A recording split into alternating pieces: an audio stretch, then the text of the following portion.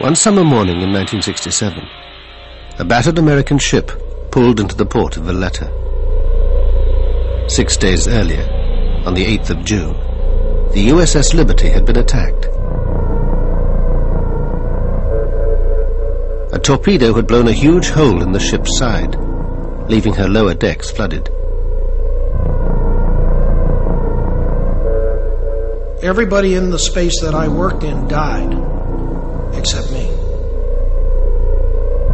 Lost too was some of America's most sensitive electronic intelligence equipment, because the Liberty was a spy ship. The Liberty should not have been there. It was no enemy that tried to sink the Liberty. It was America's ally, Israel, then fighting its Arab neighbors in the Six-Day War.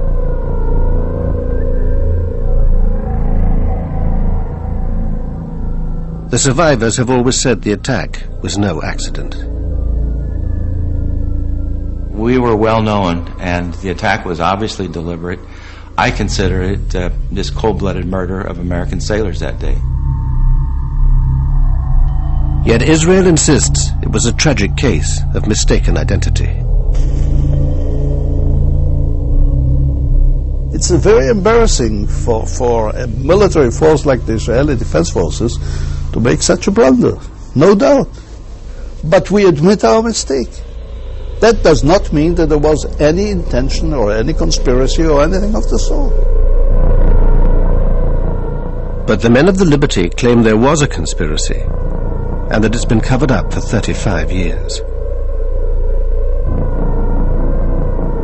If it was an accident, it was the best planned accident I've ever heard of.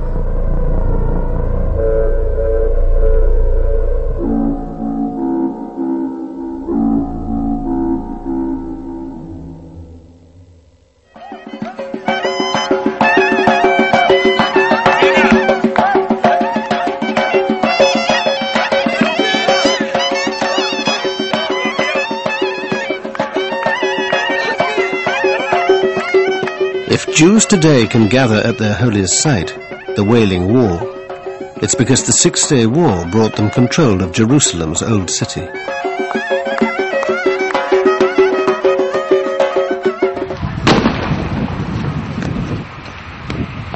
It's also brought 35 years of violence, hatred, and bloodshed.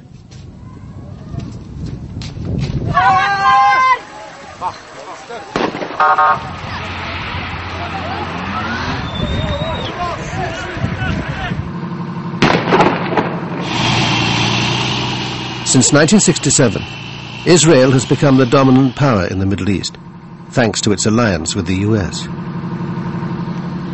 It was a turning point in our relationship with Israel. Up until that point, we had avoided being a major arms supplier to Israel.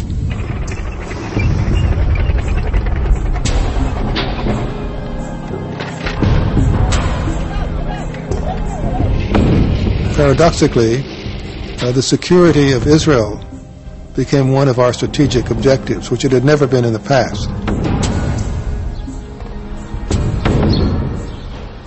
For 35 years, the Liberty veterans have been campaigning for justice and a full inquiry into the attack on their ship. We need you because it's what keeps us going. We can't do the things we want to do without your help. We have never learned why it happened that day, why the ravage of war came in our way. We lost our husbands, sons, and friends, and there is no hope our hearts will mend. Oh, the liberty. For many young men in mid-60s America, joining the Navy was a good alternative to Army service.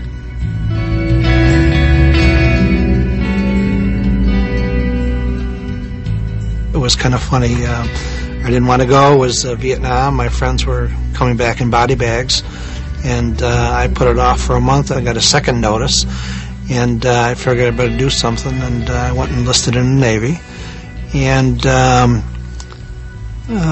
went into the Navy and 13 weeks later after boot camp, I got onto the USS Liberty. Rankowski didn't yet know it, but the Liberty would also be on her way to war. While America was distracted by Vietnam, the Soviet Union was extending its influence in the Middle East. It backed radical governments in Syria and Egypt, whose president, Gamal Abdel Nasser, had become the Arab world's chief spokesman in its struggle with Israel. Egypt was under enormous pressure at the time, pressure by the Arab partners. I remember the Jordanians calling President Nasser and telling him, "You are only bragging, you are not doing anything, you are letting down your Syrian allies," and things like that. And they saw it as a necessity to do something to help.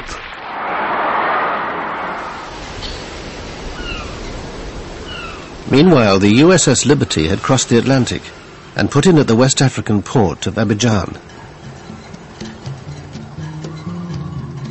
Some of the sailors were on leave and busy with their home movie cameras.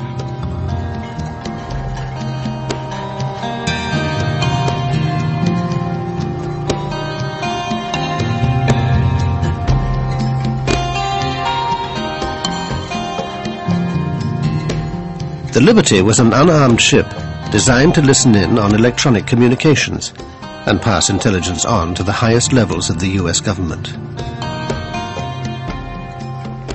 There was no other ship like her. Her decks bristled with 45 antennas, and below were dozens of communications analysts and translators. If it was broadcast on a radio wave, we could receive it at any frequency, low frequency, high frequency, medium frequency, very low frequency. If it was out there, we could receive it. If we were listening and we heard a signal, and when we looked at it, we couldn't understand it, it was encrypted as well, we'd send it back to NSA and let them hit it with their computers. NSA, the National Security Agency, is America's top secret organization for handling electronic intelligence. From its headquarters outside Washington, it controlled the Liberty as she cruised slowly along the west coast of Africa. In May '67, Nasser moved thousands of Egyptian troops into the previously demilitarized Sinai Peninsula. Israel and Egypt now confronted each other head-on, though the saber-rattling didn't mean war was inevitable.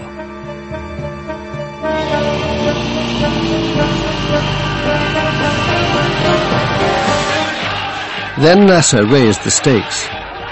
He closed the Straits of Tiran, cutting off the Israeli port of Eilat. Israel saw this as an act of war and began to mobilize. In fact, Hawks and the Israeli government had been waiting for a showdown with the Arabs. Both sides now prepared for war. Soon to be caught up in this was the USS Liberty. Her commander, William L. McGonigal, had been in the Navy since World War II. The crew included highly trained code breakers and radio experts, like Dave Lewis.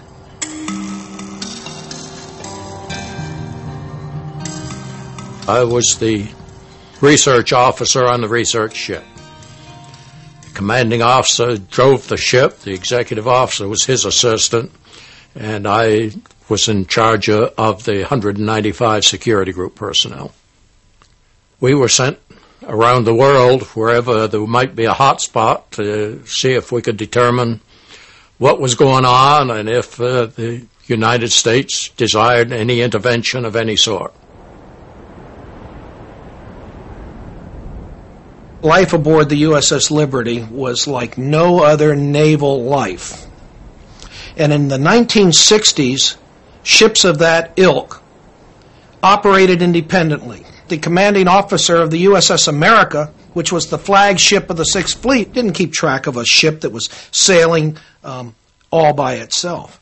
When we were off duty, when the sailors were off duty, we went up topside and sunbathed. I mean, we wore pressed, starched, creased uniforms and spit-shine shoes, and our fingernails were never dirty. I mean, we were slick. McGonigal, he was a terrific person. We always on Sunday had a cookout on the fantail of the ship.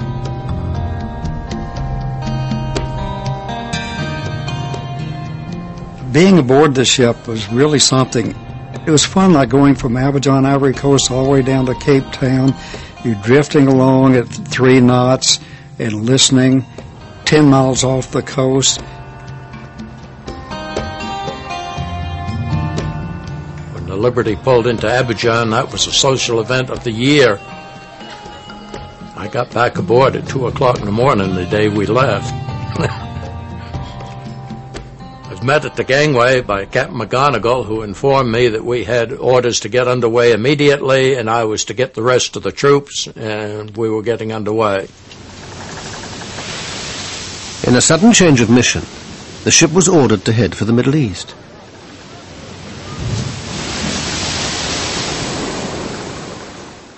"5,000 miles away in Washington, Israel's hardline spymaster, Meir Amit, was making a secret visit to his friends in the CIA and the Pentagon. Amit's key meeting was with Robert McNamara, the U.S. Secretary of Defense. Amit wanted to know whether the Americans would back Israel if it struck the first blow. But the two men have very different memories of their encounter. I told him, look, we don't want even one soldier from you. All what we want from you to stop the Russian coming into the arena, and number 2, to help us after the war. So when I finished, he asked me 2 questions. 1, how long it will take? I said 1 week. How many casualties? I told him less than the War of Independence. So I asked him, Mr. Secretary, what do you advise to me? Can I go home now or stay here until things will clear up? He said, no, you go home, your place is there now. I drew the conclusion that it was a green light. Absolutely not. Because at that point, President Johnson and I and Dean Rusk had fully agreed that we must keep the U.S. in a position where if Israel called on us for military assistance to turn back the attack by Egypt and possibly turn back an attack by Egypt with the support of the Soviet Union, we had to be in a position that we could obtain the support of the American people and the Congress for applying military force in support of Israel. And we would not have that support if Israel had attacked Egypt. So our position was, no, don't initiate the attack. And I have no basis for believing that the Israeli you spoke of received any other indication from me than that. That same night, a young NSA linguist named Alan Blue was suddenly dispatched to join the Liberty. He was called in the middle of the night, around 2 o'clock in the morning, and he left the house. He went to NSA, and at noon the next day, he was on a plane to Rota, Spain. I'd never seen him that way. He was almost teary. He clung to me like he didn't when he had taken prior trips. Alan Blue met the ship at the Spanish port of Rota. By now, the crew had been told they were heading for the Gaza Strip. We knew that from the daily news that the Arab-Israeli situation was getting more and more hostile. That so far there was no war, but it looked to anybody who read the newspapers that there would soon be a war, and so we were sent out there, obviously, to listen to what was going on. Early on the morning of Monday, the 5th of June, Israel went to war. Its planes pounded airfields in Sinai and the Suez Canal zone, destroying most of Egypt's air force. These are the original shots taken by the gun cameras during the attacks on the Arab airfields.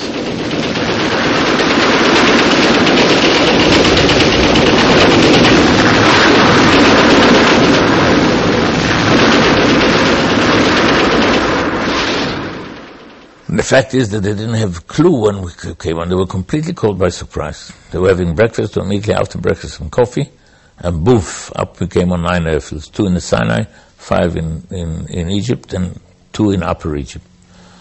And then we had the second round, and the third round, and the fourth round. Once again, the actual aerial combat shots taken by the Israeli gun cameras.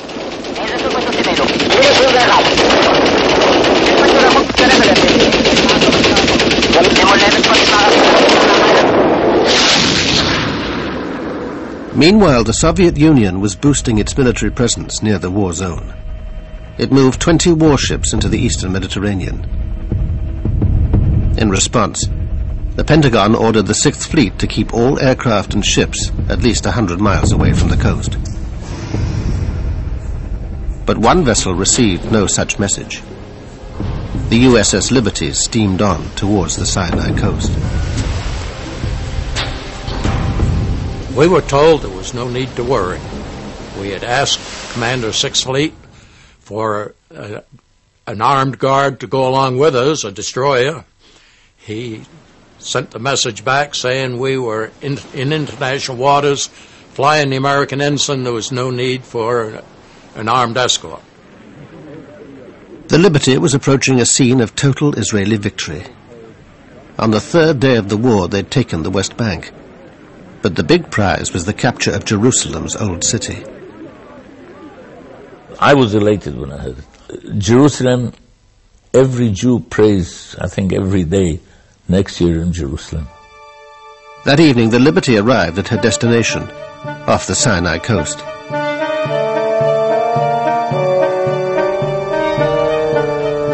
Thursday, the 8th of June, dawned fine and clear. But the war was still raging, and Israeli planes flew out from the Sinai Peninsula to check on the Liberty. Reveille was at 6. You got up, you showered and everything, and you go for a chow. But before that, we had heard that, like at 5 in the morning, or around that time, that the planes were buzzing us. The Israeli aircraft seemed to be identifying the ship as belonging to their ally, America.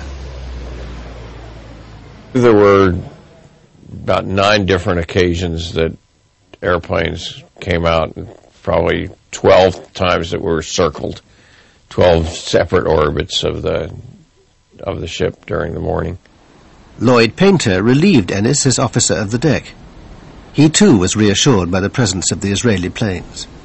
I remember vividly looking out through the portholes, looking down on the 01 level, and seeing all the officers sunbathing.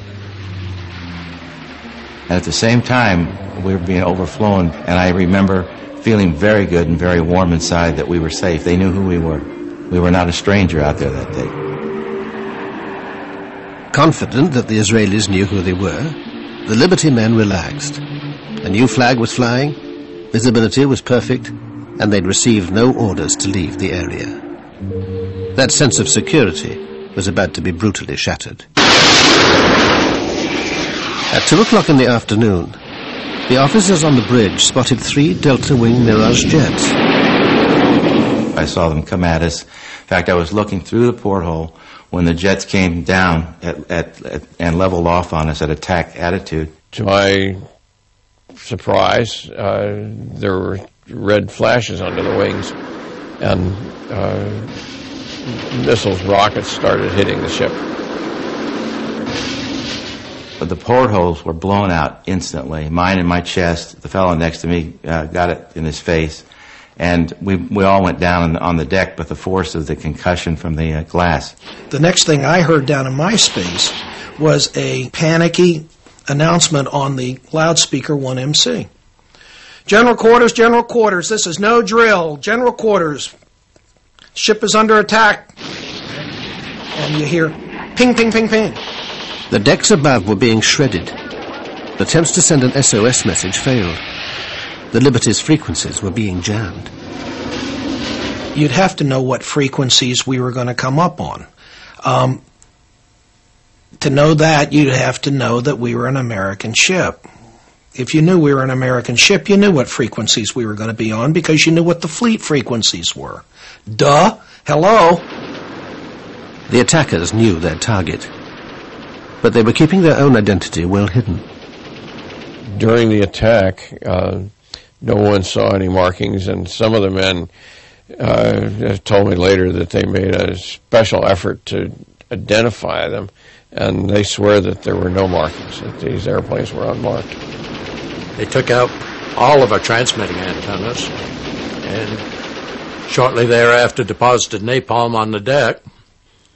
It appeared to me that it was the intent of the attacker to take out all communications and keep all people off deck so they couldn't reestablish any sort of antennas or communication system. If it was an accident, it was the best planned accident I've ever heard of.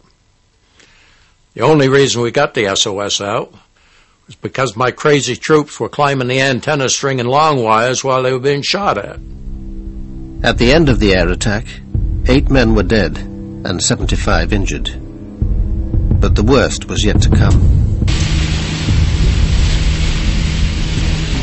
We immediately cast off our lines and rushed out.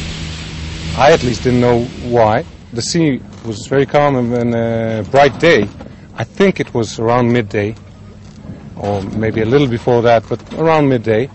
And only on the way we were told there was a unknown vessel to the south of us, or southwest of us, and we sped over in that direction. Very soon we did see a ship, clearly a naval vessel. The last thing I remember is the captain on the intercom system saying, "Stand by for torpedo attack, starboard side." Down below the waterline, the men in the engine room got ready to die. Torpedo's coming in, it's going to open that boiler up, and you're going to die instantly. It's going to be like an atomic bomb, because that cold water, when that cold water hits that boiler, it's operating at full, there's just no hope. So all of us 19-year-olds, the best place to be is right there. You're going to get it. You're going to give it up right then and there. So torpedo attack, we waited, and they said it went by. And this went on like 4 different times. The torpedo is simply dropped into the water. You lose sight of it for a minute, and then you see the wake, and it was going straight for the ship, and we were sure that our torpedo was the one that hit. It hit, and it lifted the ship right out of the water and put it down, and we started to list 10 degrees. But it was a slow list, and it was going. And I said, my God, we're going to flip over. I was one of the fortunate ones. A temporary bulkhead wrapped itself around me, and the heat of the torpedo exploded all of the paint onto my skin. So I was black, but it was all superficial. Lost both eardrums, got my eyes burnt a little, but I survived. Almost all of the troops within 20 feet of me were killed instantly. We just went back to work and prayed that this thing was not going to flip over or was going to go down, and it didn't. That's about it for now. The Liberty was now paralyzed, her power and steering control lost. But her desperate SOS message had been picked up by the American 6th Fleet, 500 miles away off Crete. Retaliation was ordered for the attack. On the USS America, 2 bombers were readied while their fighter escort was launched. Those aircraft were brought forward, and I believe they were launched before we went into Condition November. Condition November meant that nuclear-armed A-4 bombers were to be used. Incredibly, the US was about to launch a nuclear strike against Egypt, the Liberty's presumed attacker. One of them was taxied forward to Cat 1, and it was it had like a shroud around the underside of the fuselage, and it had Marine guards escorting the A4. So that was a very unusual experience. I've never seen anything like that. There was a flash message, as I recall, from one of the carriers that said they had launched ready aircraft. The launching of ready aircraft, you understand, that is typically nuclear-armed aircraft. Cairo was about to be incinerated. The U.S. Embassy was told that an attack was coming. Richard Parker was the political consul. There was this message that the Navy was preparing to retaliate against Egypt for the attack on the Liberty. They thought that it was the Egyptians who attacked it. They were preparing to attack Egypt in response. A few minutes later, Tony Hart passed a Pentagon message through to the Navy. Recall the aircraft. My first thought was, as well, we don't want to do mushroom clouds. The recall probably is to rearm the aircraft. About 10 minutes later, the USS America and Washington were connected by voice link. The Defense Secretary himself came on the line. McNamara directed Comm 6 Fleet to recall the aircraft, and Comm 6 Fleet said, "Are you sure?" And he said, "Absolutely certain. Recall the aircraft." The attack on the Liberty had triggered an extraordinary response. Nuclear-armed planes had been on their way to Cairo. A nuclear strike had been minutes away and had only just been averted. But it seems McNamara was also unwilling to send aircraft directly to help the Liberty. The fleet commander asked for permission to send a rescue flight of conventionally armed aircraft. The admiral was talking to McNamara and asking for permission to relaunch the ready aircraft, relaunch any aircraft. And McNamara said no, that no aircraft were to be launched. McNamara is the boss, you know. He doesn't have to explain why he says what he says.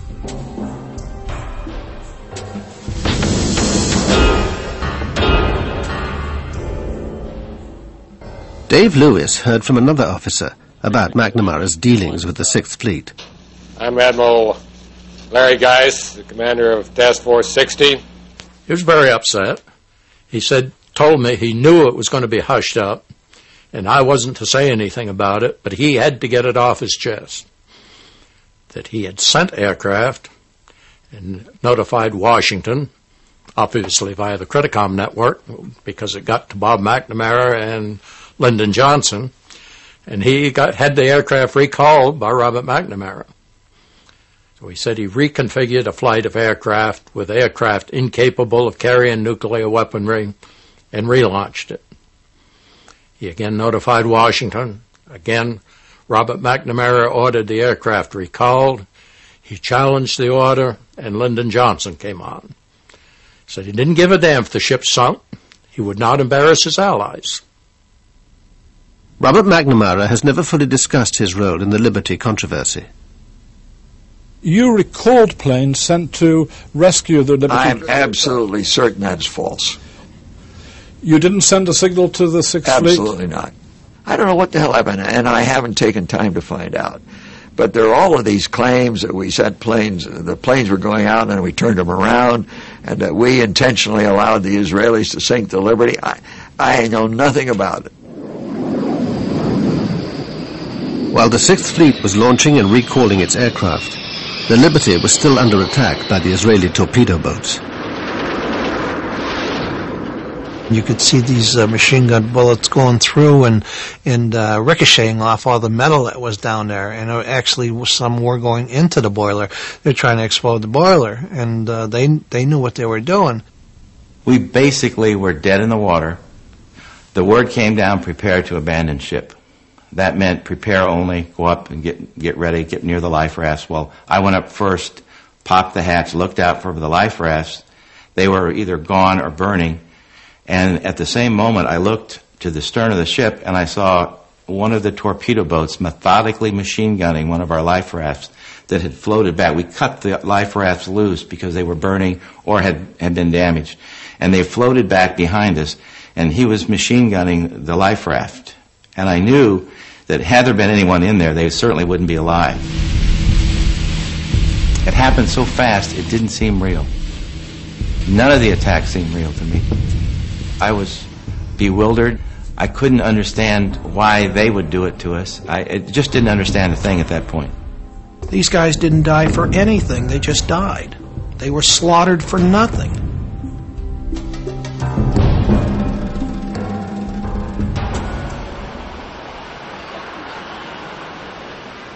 The assault was over, but the cover-up was about to begin. At 4 o'clock, the American naval attaché in Tel Aviv heard from the Defense Ministry that a ship had been attacked, in error. The American embassy immediately reported back to the State Department in Washington.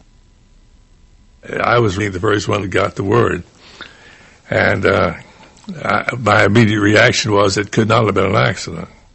Shortly before 10 in the morning, Washington time, the news was passed on to President Johnson. He was rather inclined to agree with my view was that it had to have been an intended attack. Johnson's belief that the attack was deliberate is preserved in the minutes of a White House meeting the following day. Also present was the CIA Director, Richard Helms. And I know that for the first 24 hours, the President was furious that something like this had gone on. Whatever Johnson's inner circle thought privately, officially they accepted Israel's apologies and its explanation. Everybody seemed to be a little appalled at the Israelis, but this was not reflected in the public positions that the collective group had outside that room. And I think we were overprotective of the Israelis at that point. I think the feeling was that the pressure, political pressure, would be too much, and they were just going to let it go. That and thought maybe it would just go away. As a matter of fact, he said to me, standing in the cabinet room one day, "Have you looked at the New York Times? The attack on that American ship is on page 29, when it should have been on the front page." And then I guess various people got at him and so forth, and he changed his mind. But I don't think he changed his mind, he just changed his actions. President Johnson's public stance allowed Israel also to cover up the attack. Israel has always maintained that it was a series of mistakes. None of the former fighter pilots would agree to speak, but one of the torpedo boat sailors gave us his account. We were inexperienced at the time. We were probably a little trigger happy, and it was a war zone. No one should have been there, and anybody who is there is doing it at his own risk. Israel admits the reconnaissance planes had identified the Liberty during the morning. The Air Force notified Naval HQ in Haifa, where the ship's position was marked on a combat information map. Later that morning, Navy HQ received reports of the Sinai coast being shelled from the sea, but by this time, say the Israelis, the Liberty had been erased from their naval map. When the patrol boats went to find the source of the alleged shelling, the only ship they found there was the Liberty. Then the patrol boats misread the mystery ship's speed on their radar. They thought it was making 28 knots, so could only be an enemy warship. The way you do it is by taking the direction and distance from the radar to the target on the radar screen. And if you do it for a short period, for just several minutes, the differences in the speed can be fantastic. Anything between going backwards and 30 knots forward. So that's a very normal mistake. And so the Air Force was summoned to catch the fast-moving target.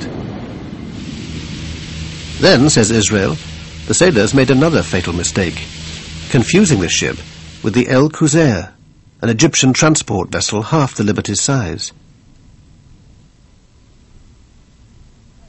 It looked very similar to the El Qusair. There were some differences, and again you have to remember that she had already been fired upon by the airplanes. This was when word of the attack first reached the head of the Navy, who happened to be Udi Arel's father. He'd been at Haifa Harbor, out of radio contact, and had just got back to Navy HQ. Of course I was furious.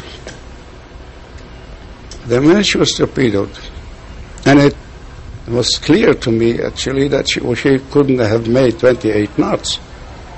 So I actually immediately ordered definite identification. And then he reported that the flag was going up, was being hoisted. And then his first identification was Soviet. I said, oh my God. Come closer. I came closer and he identified her as an American ship.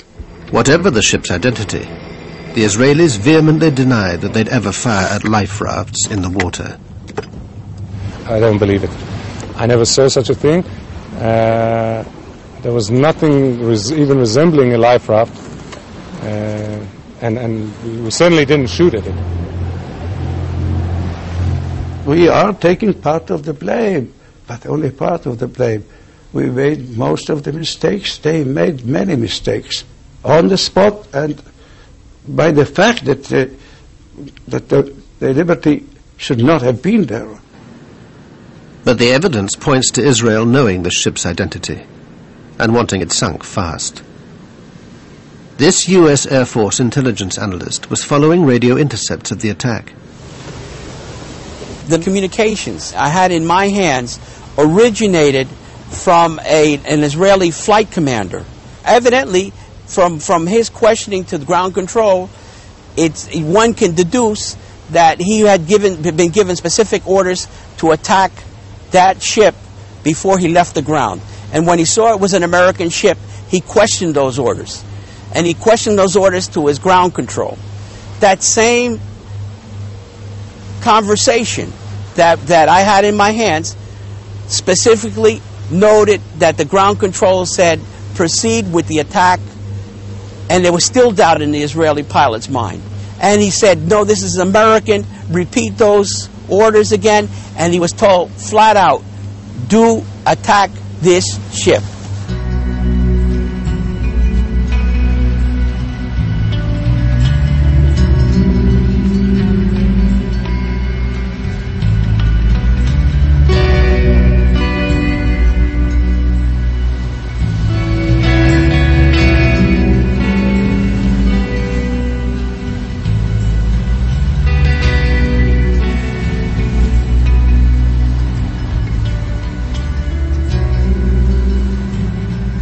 That night was a very long night.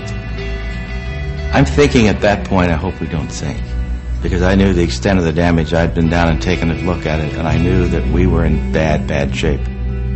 We had a lot of dead folks, a lot of gravely wounded folks on that ship, including the captain, who toward the end of the shift, toward the end of the 15 hours, had regained consciousness and was sitting up in his chair, but not saying much, just sat.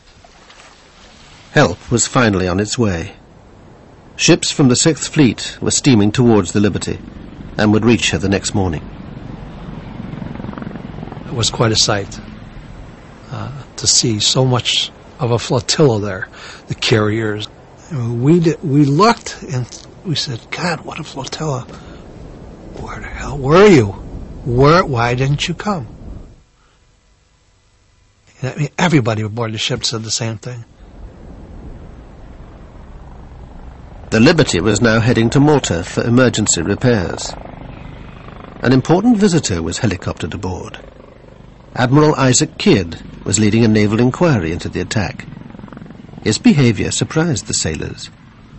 I thought he was a very strange person because he took his stars off and walked around, tried to walk around like a regular guy. You know, everybody knew who he was.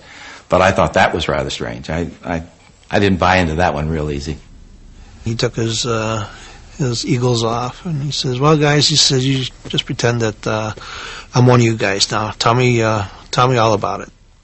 So they told what they seen in that, and after a while, he put his pins back on, and he says, I don't want you guys talking about this at all to anybody, your shipmates. Don't be giving any interviews here while we're in Malta. He says, anything that has to be told through your division officer, through your captain, don't be talking to your family about it. I mean, he was very specific.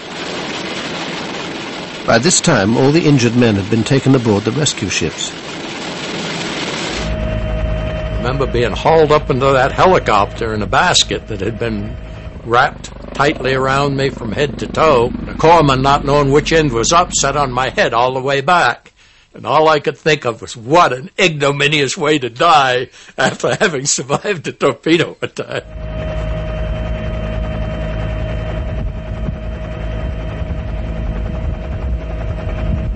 They took the wounded and the dead off and took them to the USS America, where we were then taken into their hospital area. That was when the Navy and the might of the United States Navy was really with us. Up until then, it hadn't been.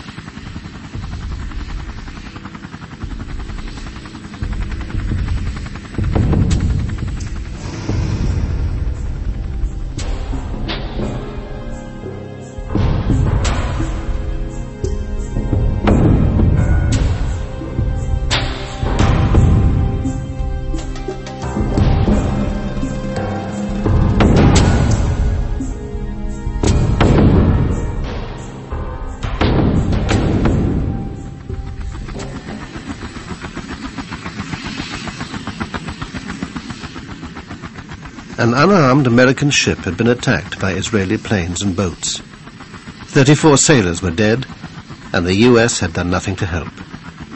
For the first time in 35 years, we can explain why. The theories cast light on the tangled web of American-Israeli relations. Some people suspect the ship might have been overhearing information on Israeli operations in the Sinai. I think they intended to attack the ship. Exactly why they wanted to, I'm not sure. They may have felt we were, with the Liberty, we were listening into some conversations and other things that were going on that they didn't want us to know about.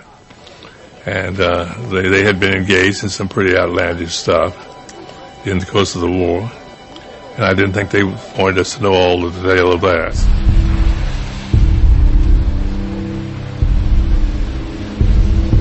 I don't think that we would have cared. America was not an enemy. There was nothing they could in any way involve us, threaten us, concern us. No. I don't even know what were the task of the Liberty. What the purpose? To find out how the war was going on? I don't know.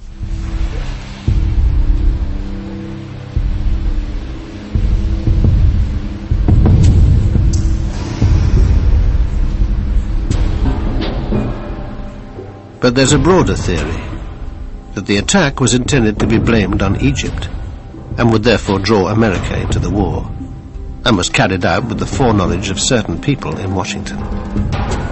The Liberty's captain had always suspected this was the case. In 1997, at Arlington Cemetery, he broke his 30-year silence.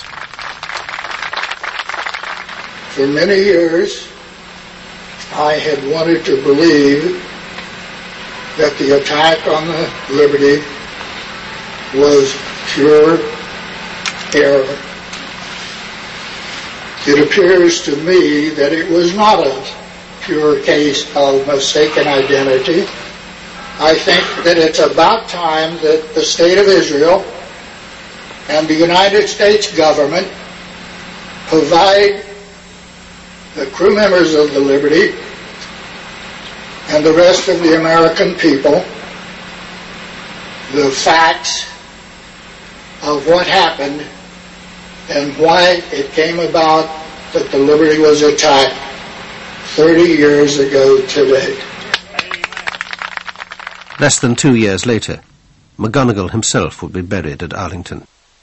Shortly before he died, he sent an open letter to President Clinton calling for Israel to acknowledge publicly that her armed forces had deliberately attacked the USS Liberty.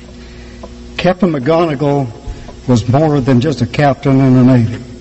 He was a friend. He was a sailor's captain. Towards the end of his life, McGonigal confided in his old friend, the chief engineer. Captain and I was real close, and every time I'd see him while he was in the hospital, he would cry, and he called me a few years, 2 or 3 years before he died. He was going to be in Washington for me to come up there, and I sat in a room with him. We chatted a while, and then he got started telling me that those SOBs really did us in, George. And I said, what are you talking about? McGonigal went on to say that if the Liberty had been sunk with all hands, the blame would naturally fall on Egypt and her Soviet backer. We were guinea pigs to be sunk, and then we could say Egypt and Russia did it. That way the United States could have stepped right in and helped Israel.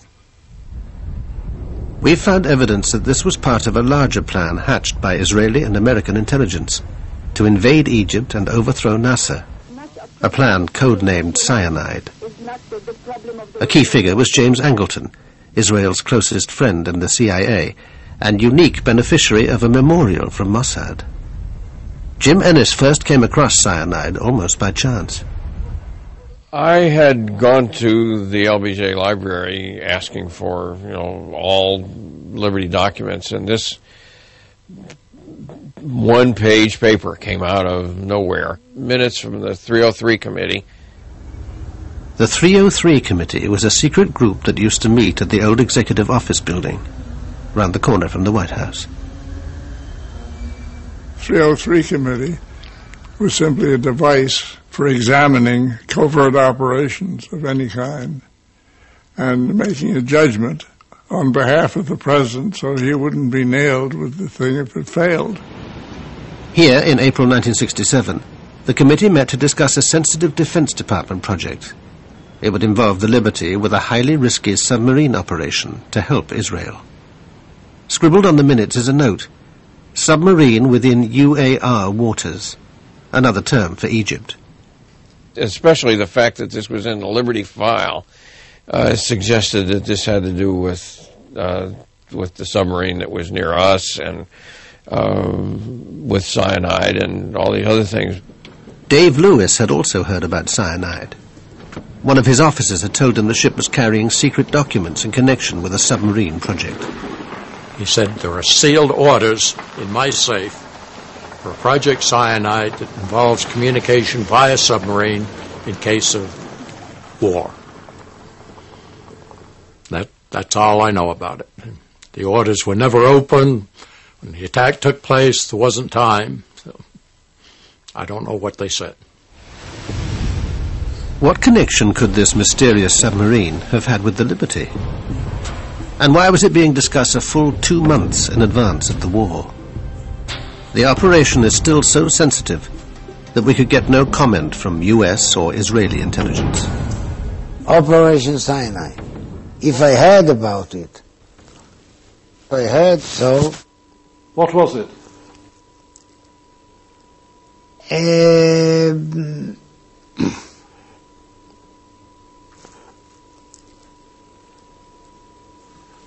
I suggest we stop the interview here.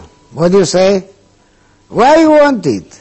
Why would you not be able to speak about Operation Cyanide? It's 34 years since.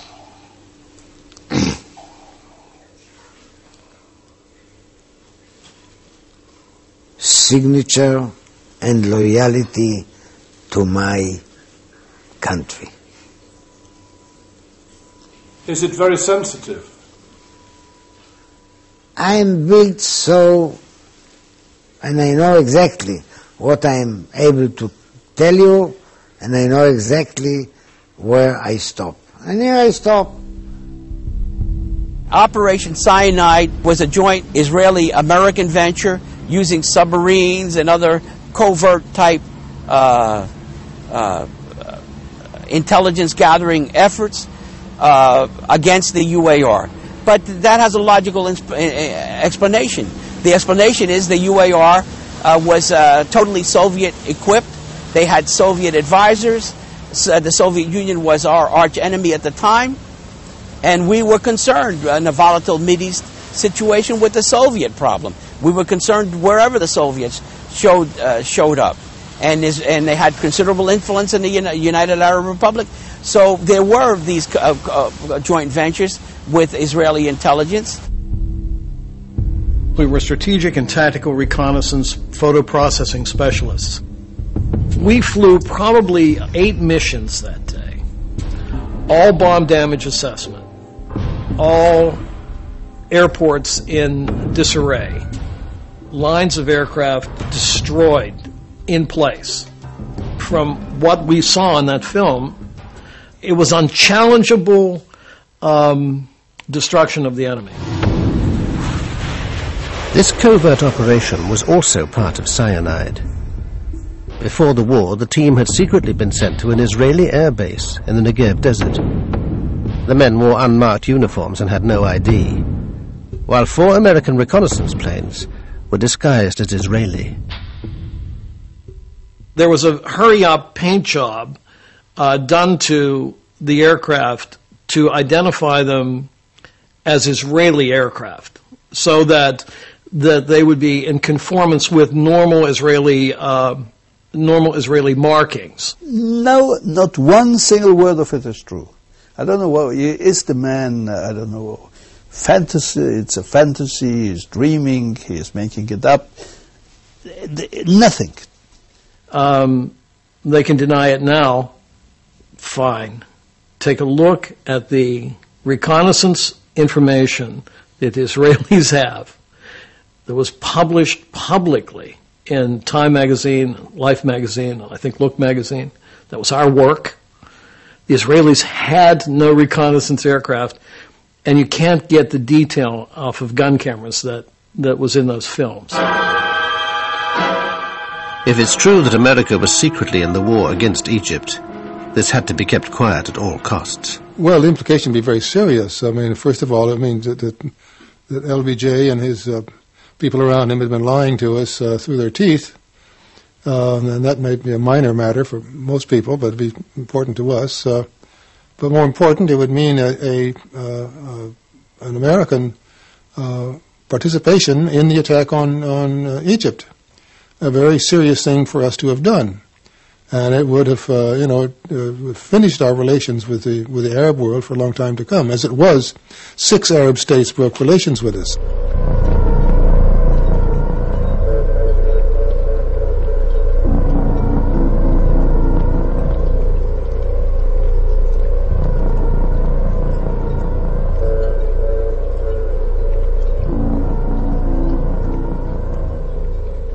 Whatever lies behind the attack, the human tragedy was that 34 young men were dead. Most were killed below decks, and their remains could only be removed when the Liberty finally arrived at Malta. By then, the bodies of 5 others had drifted out of the hole. Only when the dock was drained did the full horror of the destruction become apparent.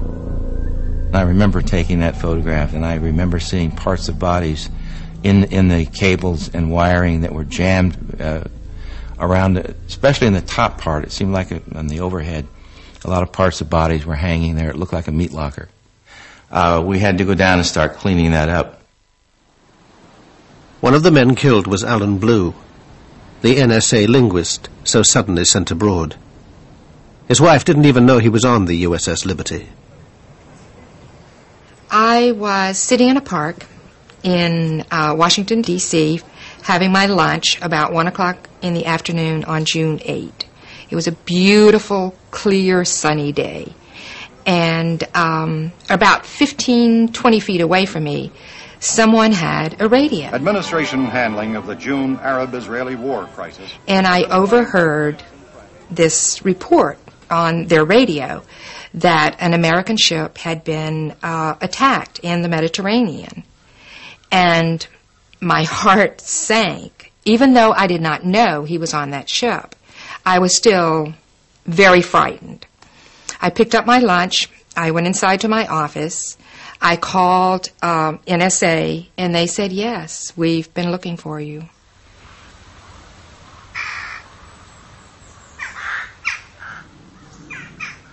Alan Blue was later buried at Arlington National Cemetery.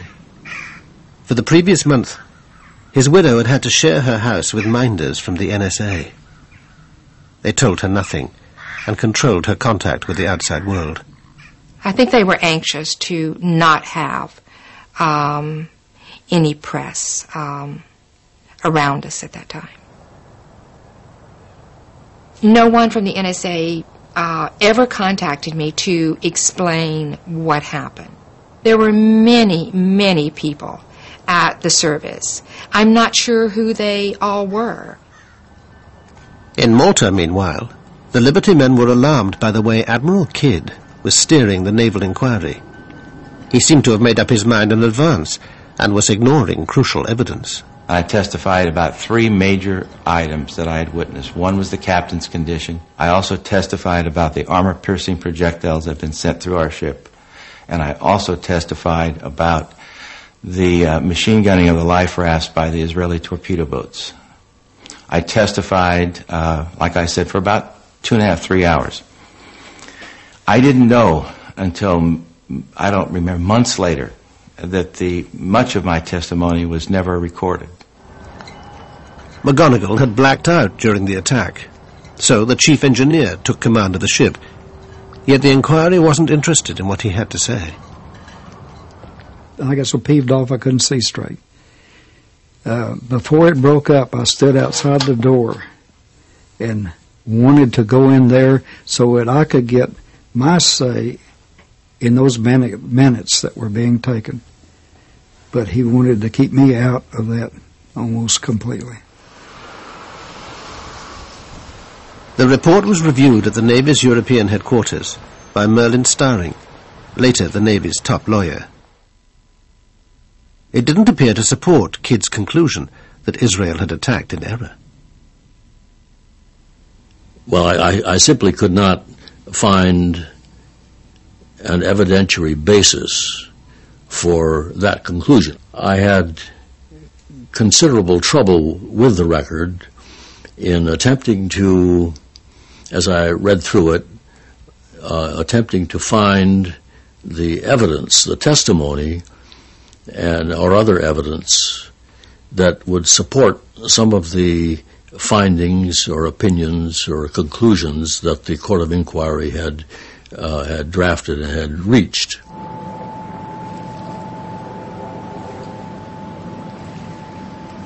Today, even after 35 years, the Liberty incident remains so sensitive that the U.S. Navy refuses to comment on it.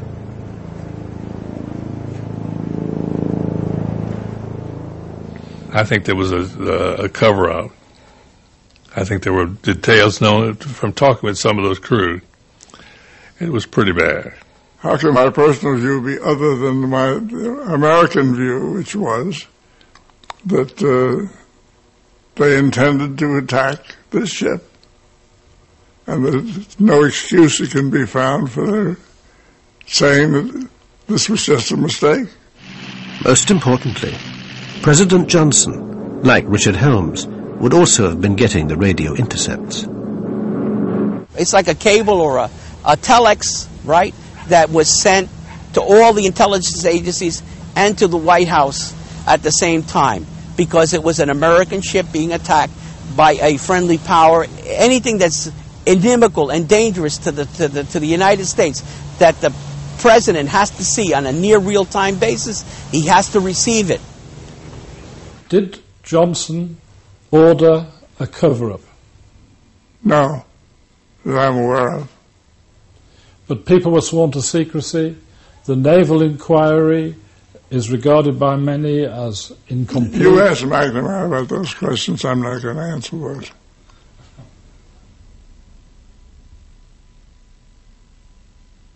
I am not saying anything about the Liberty, period.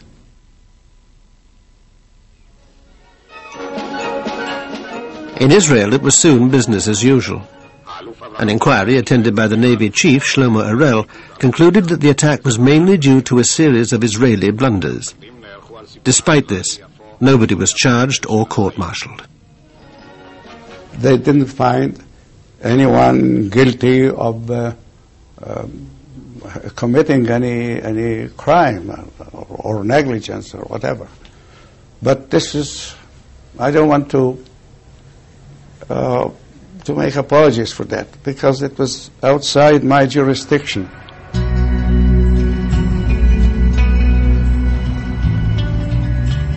After a month in Malta, the Liberty was patched up and ready to begin her journey home.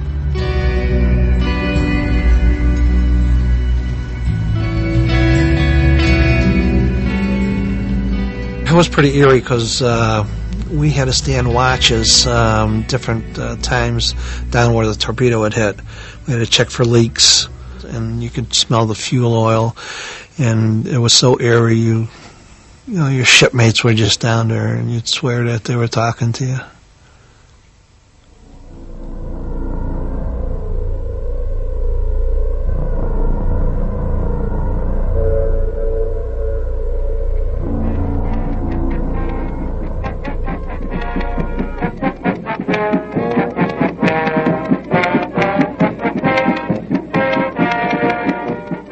We arrived to fanfare, to local press, and Miss Norfolk, Miss Hospitality, Miss everybody.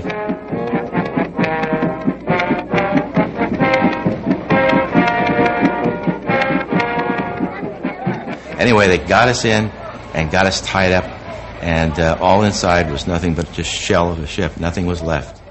One of the things that bothered me for years was coming home. I'd survived all that other stuff, but the coming home part and facing people who had lost their loved ones, that was very difficult. Very, very difficult. The men had been ordered never to talk about the attack under threat of court-martial. Now the Navy scattered them, and no two were posted together. Even their medals were awarded secretively. I remember receiving my Purple Heart in the captain's office in Bremerhaven, Germany, and with the warning, don't ever tell anyone where you got it. Don't ever. I knew at that time that things had gone terribly wrong with what had happened to us. I knew something was up, and so I basically made a decision to get out of the Navy, and I finished off my obligation, resigned my commission, and left the Navy. Captain McGonigal was given America's highest award, but with little ceremony. That's the only Congressional Medal of Honor that I'm familiar with that was not presented by the President of the United States. It's normal protocol for the President to present the CMH. It was presented by the Secretary of the Navy at the Navy Yard, a little base down in southeast Washington, rather than at the White House by the President. Well, certainly I think it was the way that the Navy and the White House handled this was a travesty. Johnson didn't want this thing publicized. He thought it would harm relations with Israel and his relations with Jews in the United States. For Liberty, as you were commanding officer at that time. Thank you very much, sir. For the officers and men of Liberty, I accept this Presidential Unit citation, and I would add my own personal appreciation for their professional devotion to duty. Every one of our citations talks about military action, occasionally mentions enemy action, but never mentions that it was the State of Israel. For heroic achievement in connection with the unprovoked and unexpected armed attack on USS Liberty in the Eastern Mediterranean on 8th of June, 1967. Silver Star Medal to Lieutenant George H. Golden. 3 times when told to stand by for torpedo attack. I witnessed a cover-up take place of the highest magnitude. I witnessed someone receiving the highest medal of the land, someone being promoted, someone given his choice of duty in the Navy for his silence. Nothing more, nothing less. And the silence paid off. The captain never stepped forward until the end of his life. And I only think what could have been if he'd have stepped forward in 1967. But a presidential election was coming up. Nobody in power wanted to let questions about the USS Liberty spoil relations with victorious Israel.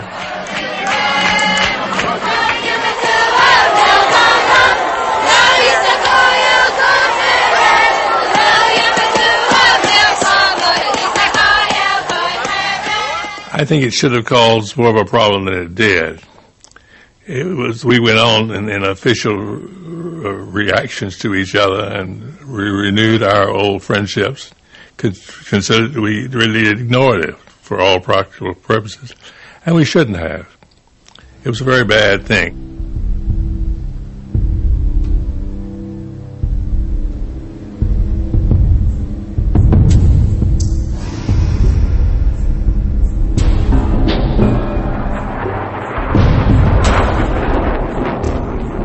If you want to win a war quickly, there will be more mistakes, unfortunately. But the result of those mistakes is that you have won the war in 6 days. So this is the price you have to pay. Unfortunately, the price in this case, one of the prices, was the Liberty ship.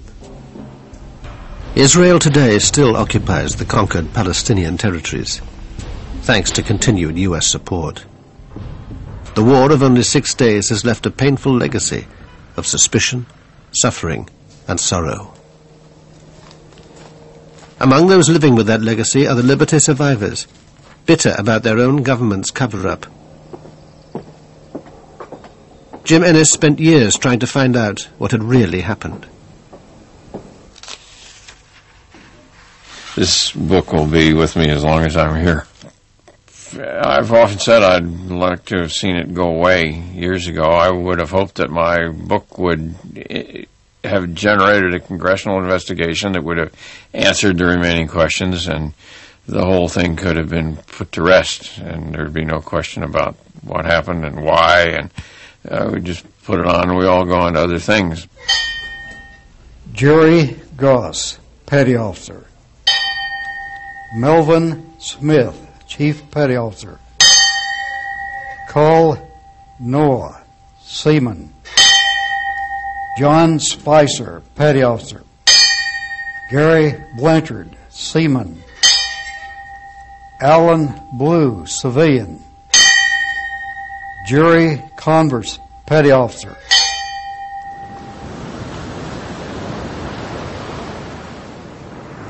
There's 34 guys that can't talk.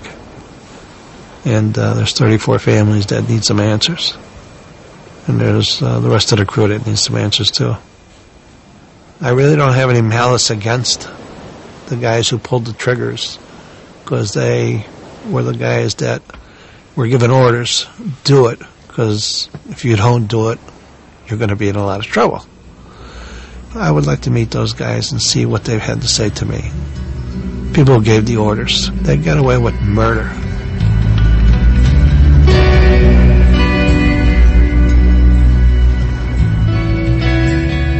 The BBC 4 Zone returns to BBC 2 next Tuesday with a profile of the influential advertising agency that included Charles Saatchi, Alan Parker and David Putnam, the man from the agency 11:20 next week. And starting now over on BBC 4, a contender for the coveted Samuel Johnson Prize for Fiction.